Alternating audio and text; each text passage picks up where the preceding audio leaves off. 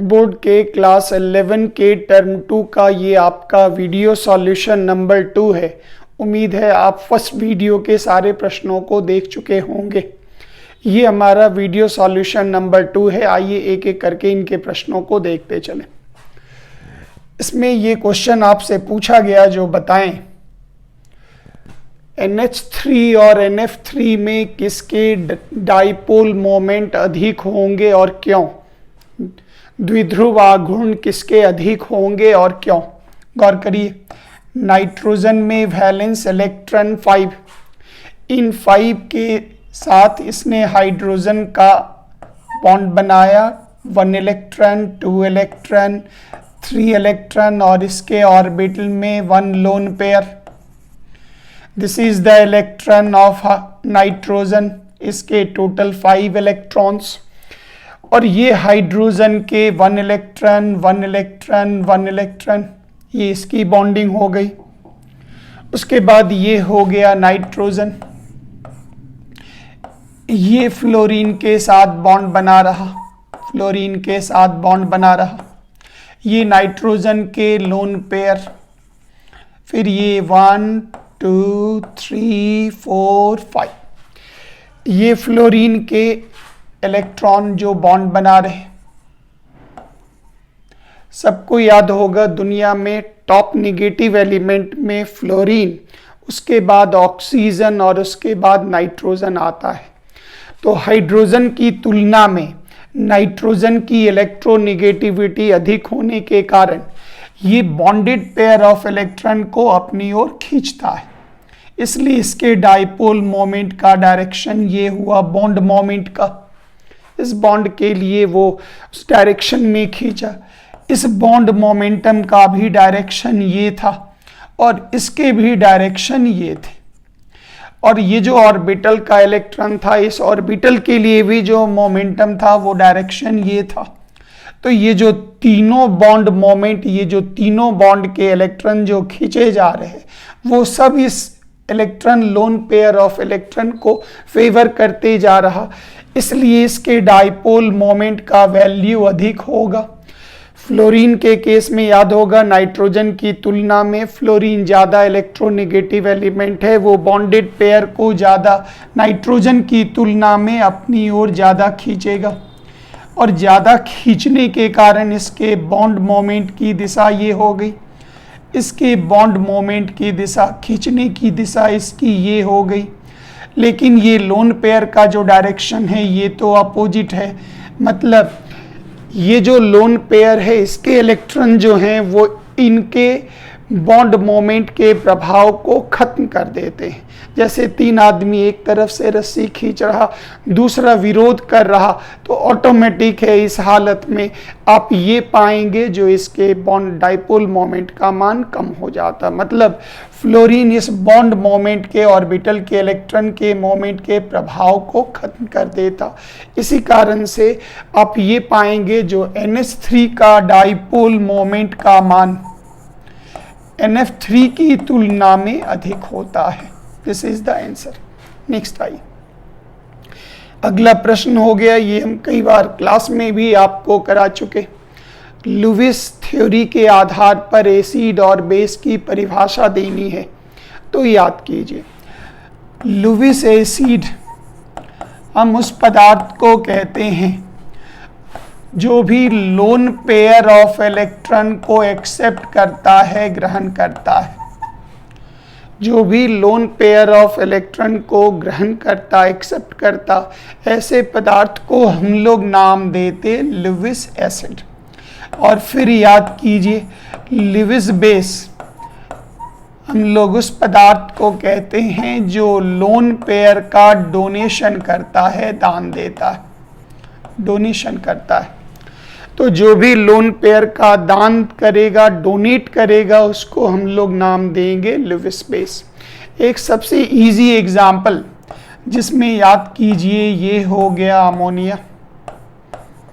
इस अमोनिया में अभी तुरंत याद होगा नाइट्रोजन का लोन पेयर, इसके साथ ये हमने लिया एल्यूमिनियम क्लोराइड।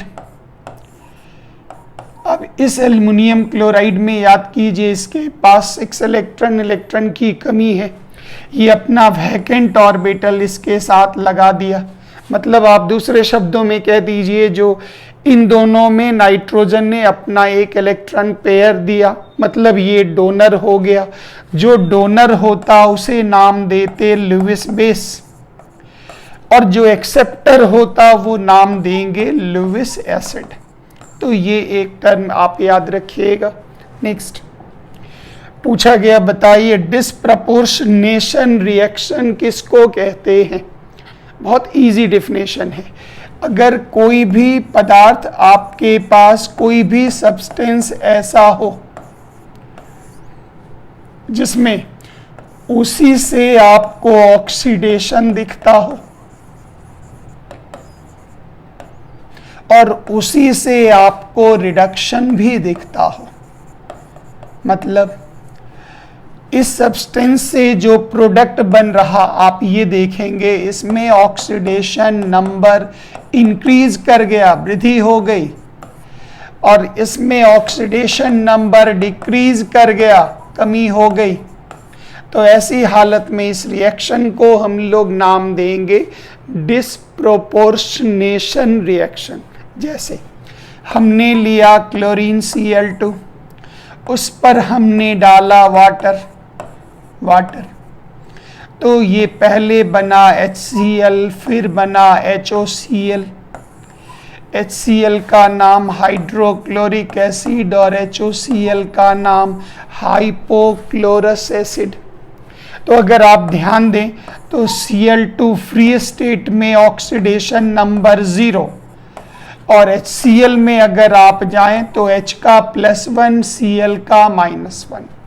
अगर आप HOCl में Cl का निकालें तो +1 निकाल लीजिए, x मान के निकालना आता होगा। तो 0 से -1 का मतलब इसका क्या हो गया, reduction, decrease in oxidation number, और 0 से +1 का मतलब इसका क्या हो गया, ऑक्सीडेशन। तो ऐसे रिएक्शन को हम लोग नाम देंगे डिस्प्रोपोर्शनेशन रिएक्शन। नेक्स्ट आइए, हाइब्रिडाइजेशन के आधार पर आपसे ये डिमांड किया गया, जो बताइए H2O और NH3 में ज्योमेट्री और शेप क्या होगा। तो गौर करिए, ऑक्सीजन का एटॉमिक नंबर हो गया 8, कन्फिग्रेशन 2 6, वैलेंस इलेक्ट्रॉन 6। इन 6 वैलेंस इलेक्ट्रॉन में 2 इलेक्ट्रॉन्स हैं जिन्होंने हाइड्रोजन के साथ शेयरिंग में बॉन्ड बनाने में भाग लिया। ये 2 लोन पेयर हो गए, ये हाइड्रोजन के 1 इलेक्ट्रॉन हो गए। तो ये सिग्मा बॉन्ड, ये सिग्मा बॉन्ड, ये लोन पेयर। तो ऑक्सीजन एटम के लिए सिग्मा + Lp = 4। तो हाइब्रिडाइजेशन होगा sp3, और इसके टाइप हो गए A, B1 B2, और ये हो गया E2। केमिकल बॉन्ड में हाइब्रिडाइजेशन आप पढ़े होंगे। तो ये हो गया AB2E2, और इसके लिए याद होगा शेप होता था V शेप, या नाम होता था एंगुलर शेप। लेकिन इसकी जो बेसिक ज्योमेट्री sp3 की होती है वो ज्योमेट्री होती है टेट्राहेड्रल। जो ज्योमेट्री होती है वो होती है टेट्राहेड्रल। उसी तरह से आप अमोनिया के एग्जाम्पल को फॉलो करें। ये हो गया nitrogen, atomic number 7, configuration 2 5, valence electron 5। इस 5 वैलेंस इलेक्ट्रॉन में इसने 3 हाइड्रोजन के साथ 1 बॉन्ड बनाया। इसके 1 ऑर्बिटल में लोन पेयर हो गए, ये हाइड्रोजन के साथ बॉन्ड बनाया। अगेन सिग्मा 1 2 3 लोन पेयर 1, मतलब सिग्मा + Lp = 4। इसके टाइप हो गए A, B1 B2 B3, और ये हो गया E। यहाँ भी ये हाइब्रिडाइजेशन sp3 ही होगा। इसकी ज्योमेट्री भी टेट्राहेड्रल होगी, लेकिन इस टाइप के आधार पर याद करें इसका जो शेप बनेगा वो बनेगा पिरामिडल। जो शेप बनेगा वो बनेगा पिरामिडल। नेक्स्ट आइए, इन रिएक्शंस को पूरा करना है। इट्स अ रिड्यूसिंग एजेंट, याद होगा हाइड्रोजन देता, एकदम सिंपल तरीके से पाई बॉन्ड टूटेगा, वन पर वन हाइड्रोजन, दूसरे पर दूसरा हाइड्रोजन, प्रोडक्ट बन गया CH3 सिंगल बॉन्ड CH3। आप इसको कंबाइन करके भी लिख सकते हैं, ईथेन का फॉर्मेशन होगा। नेक्स्ट, अब यहाँ पर एक रिएक्शन है जो आप पढ़े होंगे पहले भी, वुर्ज रिएक्शन। याद कीजिए, ये होता था अल्काइल हैलाइड, ये भी हो गया अल्काइल हैलाइड। इस पर डालना है sodium in presence of dry ether. तो याद कीजिए, ये जुड़कर बनाता था NaBr NaBr, ये दोनों जुड़कर बन गए C2H6 plus 2NaBr। Completed.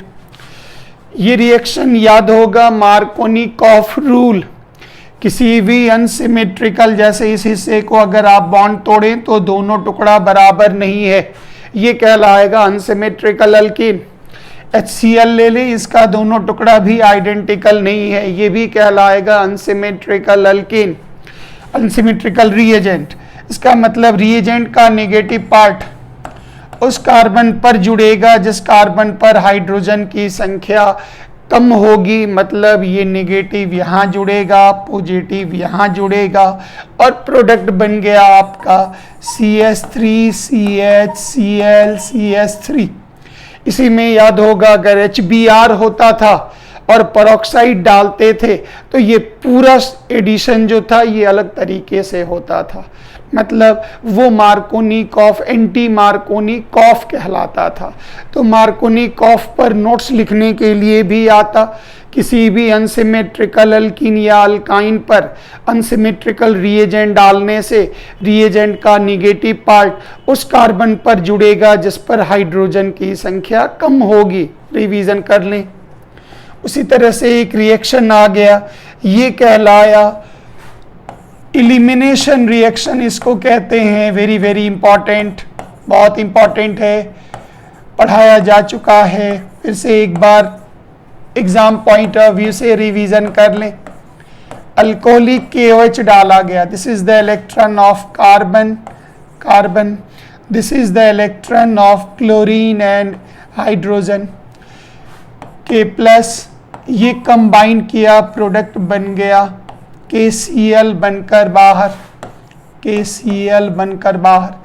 Alcoholic medium में alcohol is a very good Lewis base, तो इस मीडियम में ये बॉन्ड टूटा H+, ये कंबाइन कर गया OH- और ये दोनों बीच में दाखिल हो गया, प्रोडक्ट का नाम हो गया अल्कीन। ईथीन का फॉर्मेशन हुआ, साथ में क्या बाहर निकला, इज इक्वल टू H2O। ये एग्जाम्पल भी याद कीजिए, very very important. Calcium carbide पर डालना है वाटर, तो वाटर को आप इस तरह से लिख दें, H2O के 2 मॉलिक्यूल्स को चार्ज बना दीजिए। कैल्शियम पर +2, यहाँ माइनस, H पर डेल्टा प्लस माइनस, ये प्लस वाला माइनस से जुड़ा, प्लस वाला माइनस से जुड़ा, ये पूरा ध्यान से देखते चलिएगा। और ये माइनस वाला जो था ये कैल्शियम से जुड़ा, ये माइनस भी कैल्शियम से जुड़ा, प्रोडक्ट बन गया कैल्शियम हाइड्रोक्साइड। और ये दोनों हाइड्रोजन जुड़कर बना दिया C2H2 इथाइन, जिसका दूसरा नाम याद होगा एसिटिलीन। Very very important. अगला पॉइंट देखिएगा। नेक्स्ट, इसमें कहता है जो आप इन स्पेसीज के लिए हाइब्रिडाइजेशन बताते चलें। गौर करिए, बोरन का atomic number is equal to 5, configuration 2 3, valence electron 3। अपने 3 इलेक्ट्रॉन के साथ बोरन फ्लोरीन के साथ बॉन्ड बनाया, ऑटोमेटिक है ये bond sigma sigma sigma, no lone pair, ये हो गया sigma plus Lp is equal to 3। Hybridization क्या होगा, sp2 क्योंकि याद होगा sigma plus LP is equal to 3 होने पर हाइब्रिडाइजेशन sp2। PCl5 फास्फोरस का atomic number 15, configuration 285, valence electron 5। तो 5 में ये कंबाइन किया 1 क्लोरीन, याद कीजिए 2, याद कीजिए 3, परपेंडिकुलर ये 4, ये 5, sigma sigma sigma sigma sigma. तो there is no lone pair, sigma plus LP is equal to 5। याद कीजिए हाइब्रिडाइजेशन क्या होगा, sp3d, आकार होगा ट्राइंगुलर बाई पिरामिडल, पढ़ा हुआ होगा, और इसका bond angle 90 degree and 120 degree. कुछ एडिशनल जानकारी भी रखिएगा, टर्म एग्जाम के लिए बहुत ज़रूरी है। फिर नेक्स्ट आइए, अमोनियम आयन में नाइट्रोजन का ये हो गया 1 बॉन्ड हाइड्रोजन के साथ, हाइड्रोजन हाइड्रोजन, ये हो गया H+, ये कोऑर्डिनेट कर गया लोन पेयर के साथ। तो जैसे ही कोऑर्डिनेट किया तो आप इस पोजीशन में यहाँ बाहर में प्लस डाल दें। अब इसके भी हाइब्रिडाइजेशन क्या होंगे, is equal to sp3। Sulphate के लिए स्ट्रक्चर याद कीजिए, 1 2 single bond oxygen oxygen negative charge, double bond oxygen double oxygen, 1 2 3 4 5 6, atomic number 16, configuration 286, valence electron 6। अब ये नहीं जो सर सल्फर की वैलेंसी तो 2 होती है, सल्फर एक्साइटेशन के बाद 246 वैलेंसी दिखाता है। तो यहाँ पर this bond is sigma, this is sigma pi, this is sigma sigma pi, pi is not counted. Sigma plus LP का मान 4, तो इसके भी हाइब्रिडाइजेशन क्या हुआ, sp3। फिर SF6 में आ जाइए, सल्फर याद होगा 1 fluorine 2 fluorine 3 fluorine 4, this is 5, this is 6, total number of sigma bond no lone pair is equal to 6। और याद कीजिए इनके हाइब्रिडाइजेशन होंगे sp3d2। हाइब्रिडाइजेशन वाले वीडियो में आप इनको वेरीफाई कर सकते हैं। इसमें पूछा गया what is the unit of dipole moment, तो याद होगा dipole is equal to q into D, तो q चार्ज हो गया कूलम और d हो गया आपका distance, that one is length metre, और ये कूलम मीटर को आप डिबाई भी कह सकते हैं। तो आप जो यूनिट इसका लिख दें, ये भी एक यूनिट होता, वैसे हम लोग यूज़ करते कूलम मीटर। इंटर कन्वर्शन चीज़ अभी खाली सिर्फ याद रखना है, डिबाई लिख दीजिए या कूलम मीटर लिख दीजिए, एक ही चीज़ है, वैल्यू अलग अलग है इनका, लेकिन यूनिट वाइज ये चीज़ आइडेंटिकल है। अब यहाँ पे आई, अब इस जगह पे हो गया standard enthalpy of formation of oxygen. Theory याद रखिएगा, दुनिया के किसी भी एलिमेंट के इंथैल्पी को जीरो एज्यूम किया जाता, हमेशा जीरो मान लिया जाता, जितने भी एलिमेंट हो, मतलब oxygen nitrogen carbon sodium potassium, जितने भी एलिमेंट हैं उनको जीरो एज्यूम किया जाता, बिल्कुल वैसे ही, क्योंकि इन एलिमेंट को के इंथैल्पी को जब हम जीरो एज्यूम कर लेंगे, मान लेंगे, तब हम कंपाउंड के इंथैल्पी को निकाल सकते हैं, जो उस कंपाउंड में इंथैल्पी कितनी। जैसे कोई किसी बर्तन में आपको कोई सामान तौलना है, मान लेते हैं घी ही ले खरीदना है किसी बर्तन में, तो उस बर्तन को तराजू पर डालकर दुकानदार इधर वजन डाल देता, और फिर जब वो कांटा बिल्कुल बराबर आ जाता तो वो कह देता, अब इस मास को वो जीरो मान लेता। अब उसके ऊपर जितने वजन का सामान आपको खरीदना है आप खरीद सकते। तो दुनिया के किसी भी एलिमेंट के इंथैल्पी का मान, एलिमेंट के इंथैल्पी का मान जीरो होता है। डाइबोरिन का फॉर्मूला होता है इज इक्वल टू B2S6, और इंथैल्पी का मान जीरो होता है एलिमेंट का। अब यहाँ पर कहा गया ये pH का मान, ये वैल्यू याद रखिएगा, pH प्लस POH, ये वैल्यू होता 14। अब pH का मान 6 दे दिया तो 6 प्लस POH इज इक्वल टू 14, और POH is equal to 14 minus 6, तो यहाँ POH का वैल्यू कितना हो गया, इज इक्वल टू 8। फिर next I, what do you mean by redox, तो रेडॉक्स वर्ड को अगर आप दो भाग में डिवाइड कर दें, ऐसे इसको दो भाग में अगर आप डिवाइड मार दें, तो याद होगा रेड वर्ड दिखाता रिडक्शन को, और रिडक्शन वर्ड का मतलब ही हो गया gain of electron. Ox word दिखाता ऑक्सीडेशन को, और ऑक्सीडेशन का मतलब ही हो गया, याद होगा, लॉस ऑफ इलेक्ट्रॉन। तो ऐसा कोई भी रिएक्शन जिसमें एक साथ रिडक्शन भी होता हो, मतलब इलेक्ट्रॉन का गेन भी होता हो, और एक साथ ऑक्सीडेशन इलेक्ट्रॉन का लॉस भी होता हो, ऐसे रिएक्शन को हम क्या नाम देंगे? Redox reaction. Very very important. Next, इस कंपाउंड का यूपेक नेम आपको लिखना है, तो गौर करें। आप लॉन्गेस्ट चेन ये ले लीजिए या इधर टर्न कर जाइए।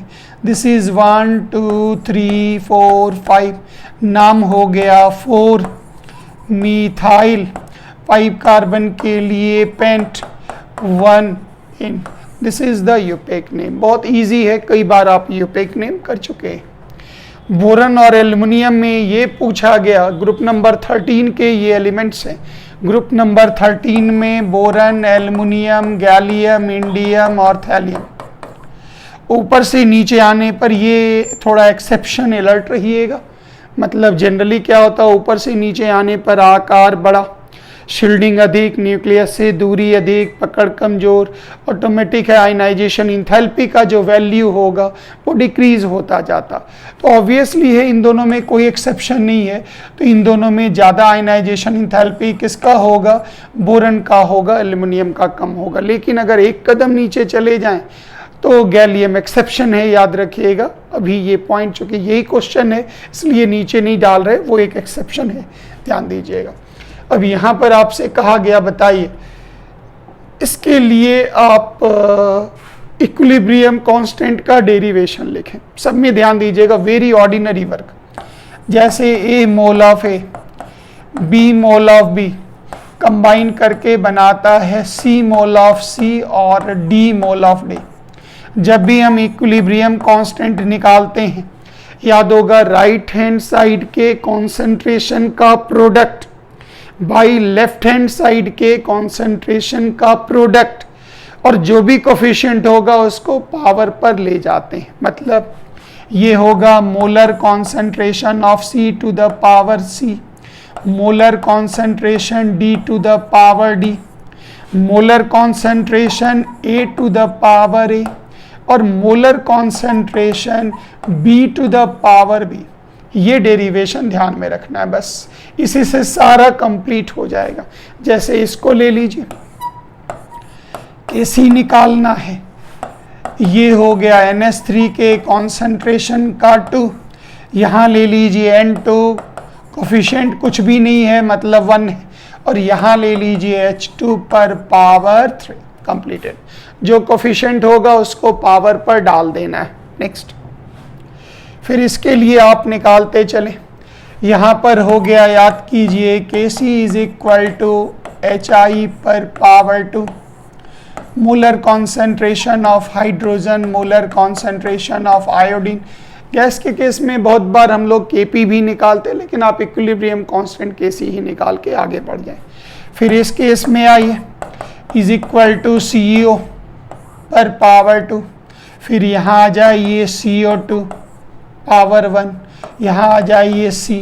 याद रखिएगा, कोई भी सॉलिड के कॉन्सेंट्रेशन में चेंज नहीं होने पर या प्योर लिक्विड होने पर, अभी तो चूंकि सॉलिड ही दिया गया तो सॉलिड के मोलर कॉन्सेंट्रेशन में कोई परिवर्तन नहीं होता, इसको एज्यूम मान किया गया 1। मतलब इस पूरे को आप नेग्लेक्ट कर दें तो आपका Kc निकला इज इक्वल टू CO पर पावर 2 बाई, यहाँ नीचे आपको प्राप्त हो गया CO2। कंप्लीटेड। नेक्स्ट आइए, यहाँ पर पूछा गया इसके कंजुगेट बेस को निकालना है। इस थ्योरी का नाम है Bronsted and Lowry theory. Bronsted and Lowry theory की बात अगर आप याद करें तो उसमें एसिड वो होता था जो प्रोटॉन अर्थात H+ देता था, और इसके बाद वो जो भी देगा उल्टा कर दीजिएगा, नाम देंगे कंजुगेट बेस। और फिर याद कीजिएगा बेस वो है जो प्रोटॉन गेन करेगा, और प्रोटॉन गेन करने के बाद जिस चीज का निर्माण होगा उसको नाम देंगे कंजुगेट एसिड। आपसे पूछा जा रहा कंजुगेट बेस, कंजुगेट बेस का मतलब हो गया आप इससे H+ निकाल लें तो ये क्या बचा F-, F- is the conjugate base, और ये इसके आंसर हो गए। फिर यहाँ पर आइए, इससे आप H+ निकाल लीजिए, यहाँ क्या बचेगा HSO4- और HSO4- को हम क्या नाम देंगे कंजुगेट बेस। इसके लिए कंजुगेट बेस थ्योरी भी थोड़ा देखते रहिएगा। फिर यहाँ पर आ जाइए, H2O का कंजुगेट बेस निकालना है, बहुत इजी, यहाँ से H+ निकाल लीजिए, OH- बचा, this is the conjugate base answer. फिर यहाँ अमोनिया के लिए निकालनी है, H+ निकाल दीजिए, NH2- बचा, this is the conjugate base. यहाँ पर फिर आप H+ निकाल दीजिए तो ये बच गया CO3, लेकिन यहाँ पहले से -1 चार्ज है, -2। याद रखिएगा इन दोनों चार्ज को ऐड करने के बाद ये चार्ज बनना चाहिए, इसमें कुछ भी नहीं था तो +- is equal to no charge, +- is equal to no charge. ध्यान दीजिएगा अगर आपके पास ये बना होता HPO4- तो आप फिर इससे H+ निकाल लेते और अब ये बनता PO4- 3 क्यों, इन दोनों को ऐड करने के बाद इस चार्ज के इक्वल होना अनिवार्य है। This is the theory. Next, इस क्वेश्चन के लिए कहा जा रहा जो कोई भी रिएक्शन देकर अगर मांगा जा रहा जो बताओ इंथैल्पी ऑफ रिएक्शन क्या होगा, तो ध्यान दीजिएगा बहुत इजी फार्मूला है। किसी भी रिएक्शन की इंथैल्पी निकालने का फार्मूला होगा प्रोडक्ट की जितनी टोटल इंथैल्पी है माइनस रिएक्टेंट की इंथैल्पी। क्वेश्चन बदल भी सकता इसलिए आप अलर्ट रहें।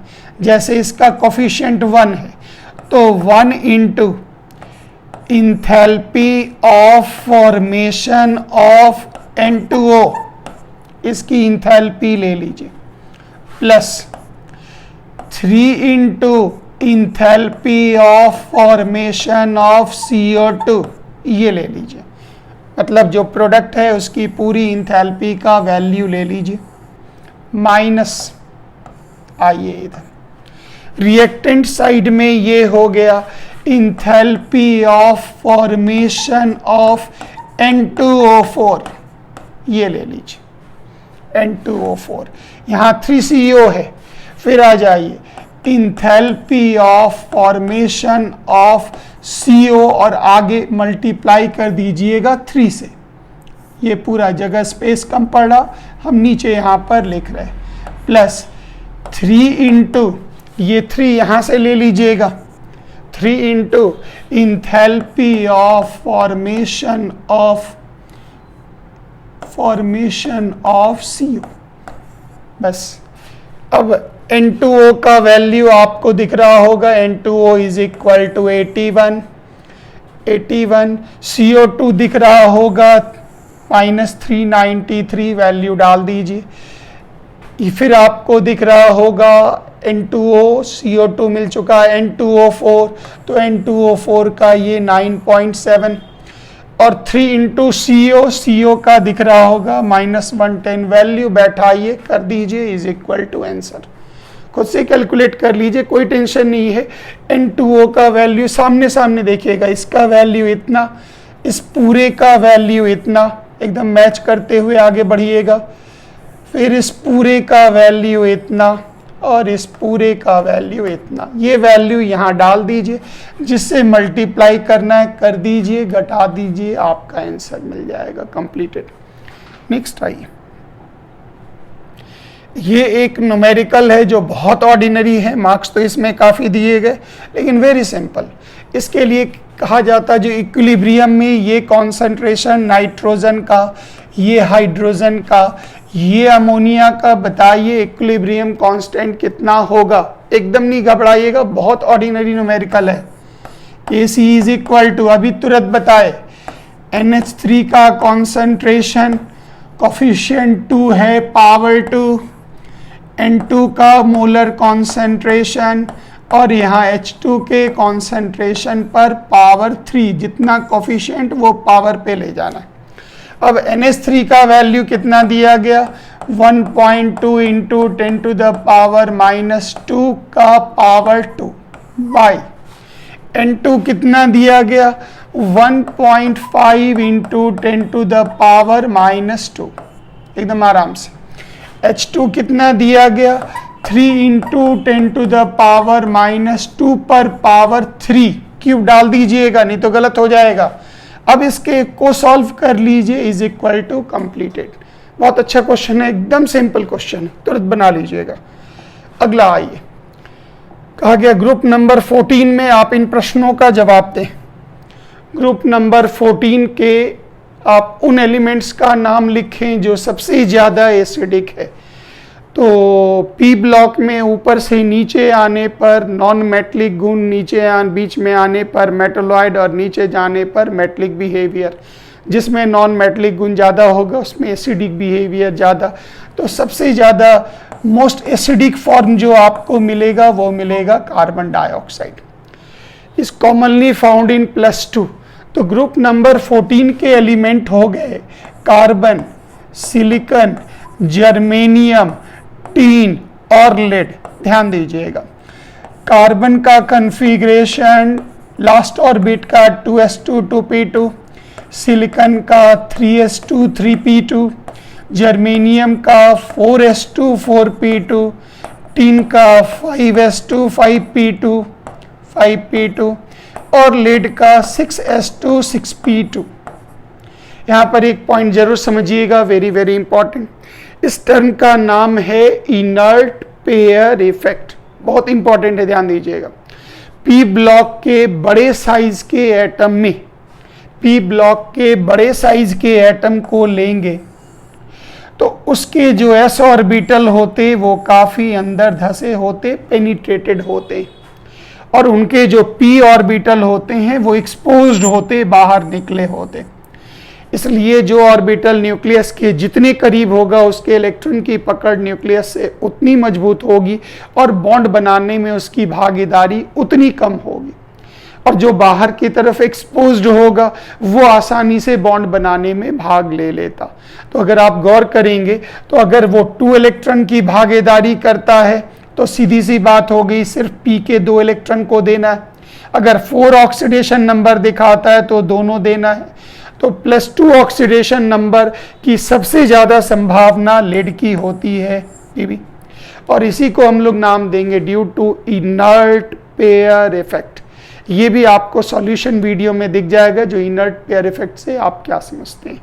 नेक्स्ट आइए, कौन से एलिमेंट हैं जो सेमीकंडक्टर में यूज होते, तो याद कीजिए सिलिकॉन और जर्मेनियम का यूज सेमीकंडक्टर में बहुत ज़्यादा होता। सिलिकॉन और जर्मेनियम का यूज सेमीकंडक्टर में ज़्यादा होता। नेक्स्ट आइए, अब यहाँ से कुछ सिंपल रिएक्शंस आप देख लें। आपसे ये कहा गया जो बेंजीन से नाइट्रोबेंजीन बनाए, वेरी सिंपल, याद कीजिए बेंजीन ये रहा, this is carbon hydrogen bond, इस पर डाला गया कॉन्क HNO3 और साथ में डाला गया कॉन्क H2SO4। कॉन्क HNO3 के स्ट्रक्चर को जरा हम बना दें, ये बना। इसकी भूमिका, चूंकि मैकेनिज्म अभी कर नहीं सकते आप, तो अभी एकदम स्ट्रेट देख लीजिए। इसकी भूमिका है इन दोनों के बीच को बॉन्ड को तोड़ा और यहाँ चार्ज बन गया प्लस।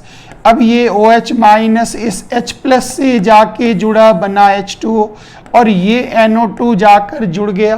कंपाउंड का नाम हो गया नाइट्रोबेंजीन, और साथ में बाहर निकल गया इज इक्वल टू H2O। थोड़ा सा रिएक्शन जब आप पढ़ेंगे, मैकेनिज्म की जानकारी होगी, तो ये चीज़ें आपकी और अच्छी होंगी, अच्छी तरह से डेवलप होंगी। अगला आ गया बेंजीन से आप क्लोरोबेंजीन आप बनाए, तो ये हो गया बेंजीन।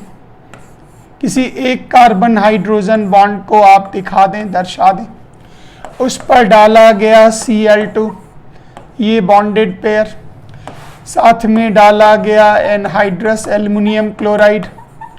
कोई भी हमें लेना है लुईस एसिड। इसकी भूमिका ये है, ये इन दोनों के बीच के बॉन्ड को अनइक्वल तोड़ता है। ये नहीं होगा तो इस तरह से रिएक्शंस नहीं होंगे। तो इसके कारण Cl पर चार्ज प्लस, यहाँ माइनस।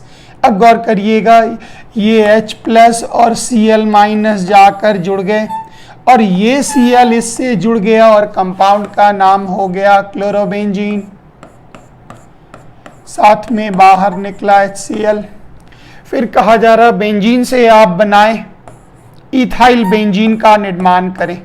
याद कीजिए इस रिएक्शन को हम नाम देते थे फ्रीडल क्राफ्ट अल्काइलेशन रिएक्शन, आप पढ़ चुके हैं। इस पर एनहाइड्रस एल्युमिनियम क्लोराइड को डाला गया। फिर इसकी यही भूमिका है, ये बॉन्ड को इस प्रकार से तोड़ा माइनस प्लस। अब ये H प्लस जो है वो कंबाइन कर गया Cl माइनस और ये इथाइल वापस जुड़ गया और कंपाउंड का नाम हो गया इथाइल बेंजीन। और इसमें बाहर आ गया is equal to HCl। This is the theory, आप आराम से इसको चेक कर सकते हैं। तो ये आपके टर्म 2 का वीडियो नंबर 2 का सॉल्यूशन आपको प्राप्त हो गया। इसके बाद एक छोटा सा थर्ड वीडियो है, काफ़ी छोटा है, जिसके अंतर्गत आप कुछ थर्मोडायनेमिक्स के कुछ प्रश्नों को देख पाएंगे। Thank you very much. जय हिंद।